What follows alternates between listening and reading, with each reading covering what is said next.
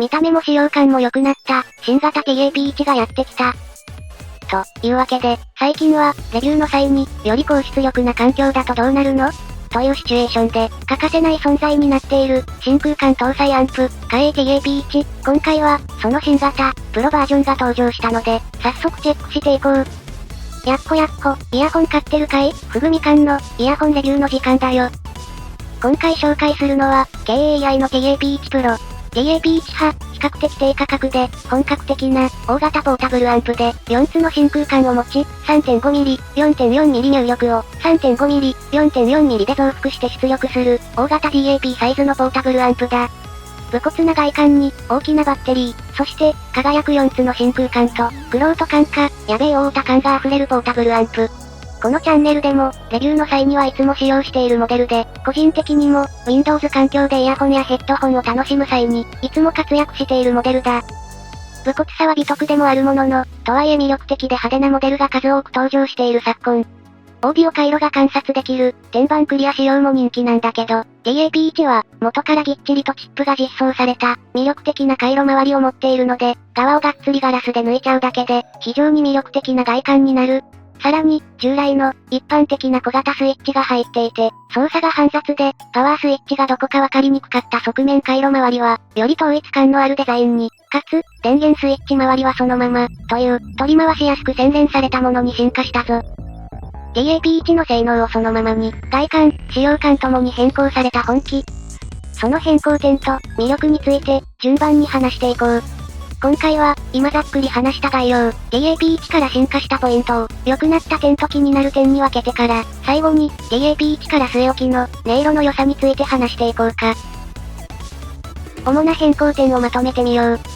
サイズはほぼ変わらず、若干、高さが薄くなったな。旧式の TAP1 は、真空管部分にのみ、覗き窓が取り付けられていたんだけど、ここも暗い色になっていて、内部を詳しく観察するのは難しかった。4つの真空管の動作状態をチェックするための窓、といった印象だな。新しい TAP1 では、ガラス面が全面になり、真空管アンプ部分以外も、しっかりと観察できるようになった。ガラスも通常の透明度の高いものに変更になったので、真空管自体もよりはっきりと観察することが可能だぞ。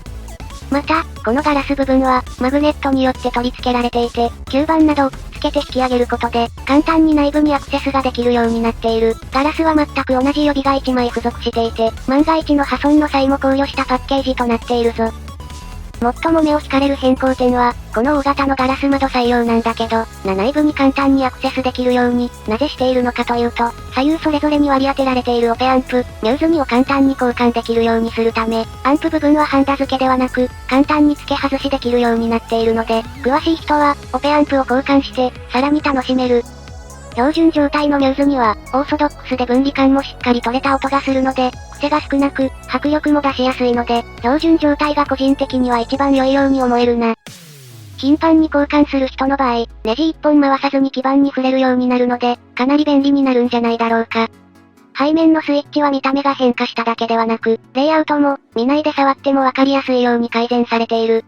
ノーマルの TAP1 は、一番右下が電源のオンオフで、それ以外のスイッチも色々あってわかりづらいんだけど、今作では、下段はオンオフのみ、再生中に真空管を経由するか、迂回するかを選択できる。バイパスモードへの切り替えスイッチは、上段中央に配置されているぞ。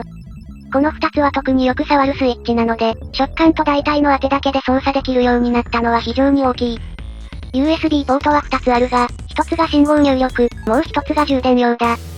片方の USB は、内部に USB-DAC を実装したタイプの人だけ使用する機会があるな。ボリュームと入出力が揃った、前面のレイアウトは特に変更なし。ただし、TAP1 と違って天板が開くようになったので、一体型となり、またコネクタをガードする造形に変更されているぞ。より、洗練された仕上がりになった、と言えるだろう。これを踏まえて、改善点は、まずはもちろん、洗練された側だな。背面スイッチが操作しやすくなっているし、オペアンプ交換などの、このクラスのアンプを買う人だったらたしなむ人が多いところにも手が届く仕様。単純に、見栄えとしても、ノーマルの TAP1 から数段洗練された感じがする。ガラス面に、低い視認性の黒で KAI のロゴが入っているのもよりおしゃれになった印象だ。もちろん、音質は TAP1 と同様、このデカ物を持ち歩く価値のあるもの、荷物に空きがあったら放り込みたくなるポテンシャルは相変わらずだな。一方で気になる点は一つだけ、ガラス部分が増えたこと。スマホの液晶などと違って、背面のパネルにみっちりくっついているわけではない、本当のただのガラスパネルなので、圧力などには弱くなっている。持ち運び時にそのまんまカバンに放り込んでも罪悪感のなかった無印 TAP1 から、持ち運びの時には神経を使うようになった感じがあるな。なんというか、初代ゲームボーイとかいうでけシゲルテ壊れねえ、から、現代の折りたたみスマホに変わったくらい、持ち運び時に繊細さが要求されるようになったぞ。ただ、これは完全に外観とのトレードオフだし、本来ポータブルオーディオって繊細なものだから、こんなもんで良い、という気もするけどな。さっきも言った通り、予備のパネルが1枚あるので、1枚割ったら気をつけよう。くらいの気持ちで運用するのが良いだろう。ちなみに、この TAP1 のリニューアルと同時に、専用の電源ユニットである、PSU シリーズも1から2に変更になった。PSU ユニットを接続すると、本体の電力を食わないので、特に卓上使用を考えている人には、リチウムバッテリーを劣化させない便利なアイテムだ。PSU2 には、超大型のバッテリーも搭載される、ということで、外出中の駆動時間ブースターとしても使用できるようになるんだとか。いずれ、電源ユニットもテスト予定なので、楽しみにしていてくれ。ちなみに、旧型 TAP1 は、この TAP1 Pro と入れ替えで生産完了となる、機能面では基本的に変わらないので、こちらに一本化するのは妥当な判断だな。より洗練された TAP1 Pro の方を検討してみてくれ。というわけで、基本的には、外観と使用感が大きく変わった印象。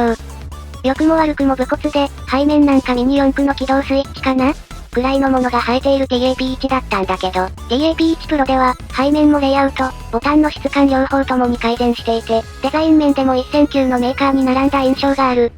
武骨、コスパ、音質、というスタイルが、華麗の TAP1 だったので、それが大幅に改善したのは、印象に残るはずだ。音質面では TAP1 と基本的に同じ。変に癖をつけずにパワーアップするような感覚。